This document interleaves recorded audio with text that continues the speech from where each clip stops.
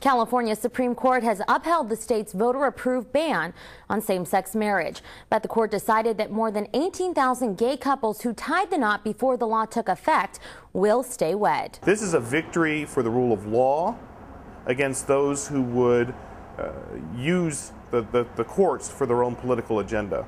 Well, it's kind of disappointing to me. It's kind of sad that it's come to this. The state has to do this, that we have to vote on a marriage, and that we can't even legally be married. Domestic partnership is, a paper, but it's just still not legally a marriage. And I had a prior experience that with an ex-domestic partner that I had to file to terminate that. And I actually have to go through the courts and file the paperwork like an actual divorce.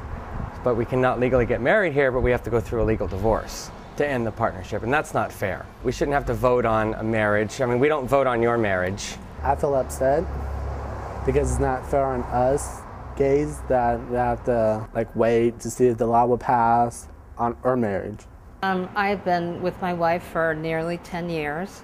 I am a lesbian, and our marriages got upheld today, and we're really glad that we get to have that, but we're not glad that none of our brothers and sisters have that opportunity. They did uphold the marriages that were already on the books, such as ours.